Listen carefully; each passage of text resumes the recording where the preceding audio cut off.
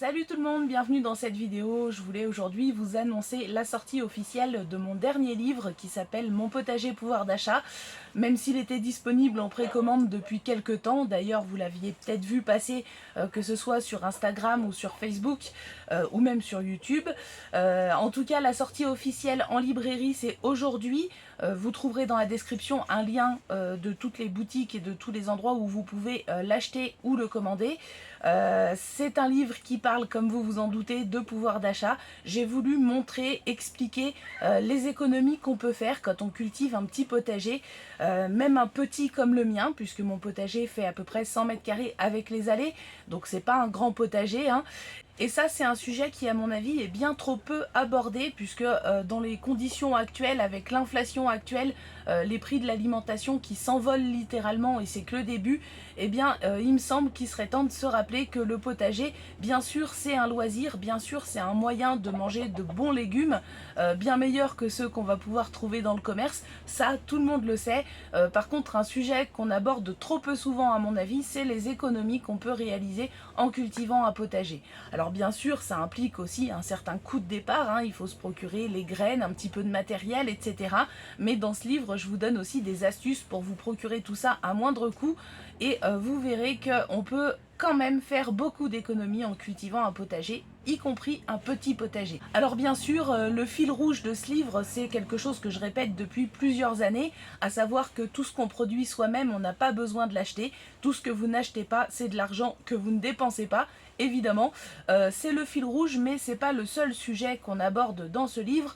Tout d'abord, je reviens quand même sur les bases, à savoir les outils, le matériel, les semis, les astuces pour essayer d'optimiser la place dont on dispose, puisque la plupart des jardiniers sont comme moi, ils n'ont pas forcément un très grand jardin. En réalité, la plupart des gens disposent de surfaces assez modestes, hein. Donc j'ai essayé de donner pas mal d'astuces pour essayer d'optimiser la place dont on dispose pour récolter le plus possible sur la surface qu'on a à disposition, hein, finalement. On y trouve aussi des tableaux, bien sûr, de rendement, mais surtout on y trouve un suivi complet de toute la saison 2022 dans mon potager, avec les variétés cultivées, les successions de cultures. Tout est détaillé en fait, toutes les cultures, à quel moment je les ai mises en place, à quel moment je les ai retirées pour installer la culture suivante, avec des schémas, beaucoup de tableaux aussi, pour essayer d'évaluer les quantités dont on a besoin, même si ça évidemment ça va varier d'une personne à l'autre, hein, en fonction du régime alimentaire, des choses qu'on consomme, puisqu'il faut cultiver en priorité bien sûr les choses qu'on aime consommer, les choses qu'on consomme réellement, mais on y parle aussi quand même un peu d'argent, puisque je détaille les dépenses qu'on peut avoir quand on cultive un potager. On y parle aussi de l'eau, hein, qui devient une problématique assez importante, surtout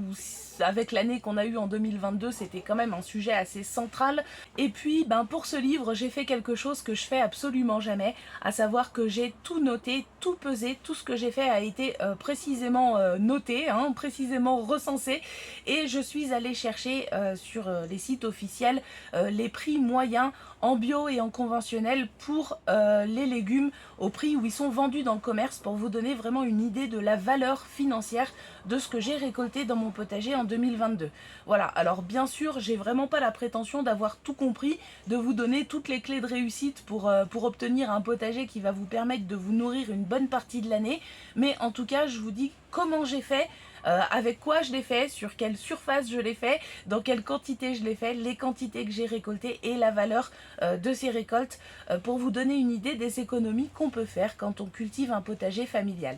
Alors j'ai essayé, même si c'était pas un exercice forcément très facile, de m'adresser à tout le monde, que ce soit aux jardiniers un petit peu expérimentés, mais aussi aux débutants,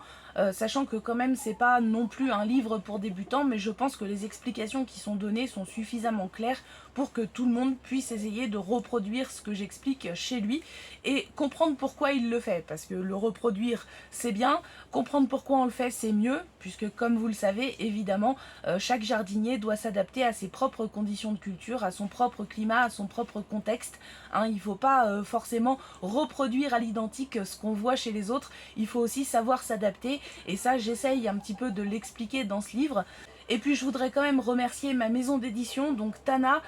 pour l'effort qui a été fait afin de pouvoir proposer ce livre à un prix le plus petit possible,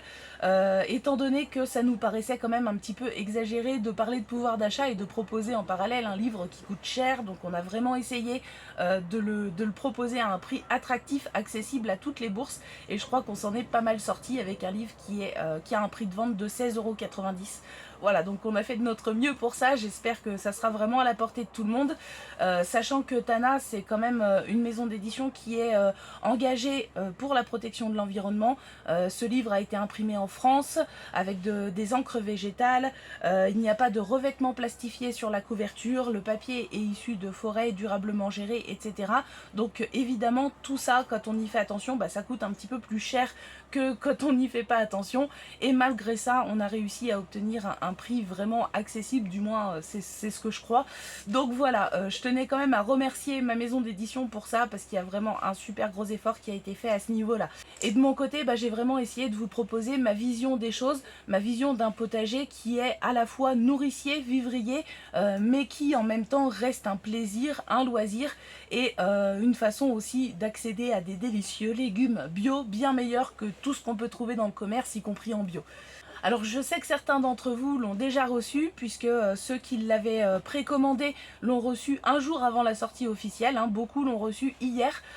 Donc j'espère qu'il vous plaira, j'espère que vous passerez un agréable moment à le lire, et surtout j'espère que vous aurez de belles récoltes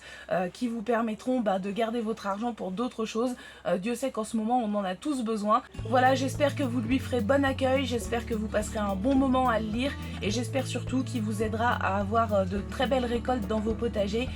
des bons légumes comme on n'en trouve plus. Je vous souhaite à tous une excellente fin de semaine, on se retrouve très bientôt pour une prochaine vidéo.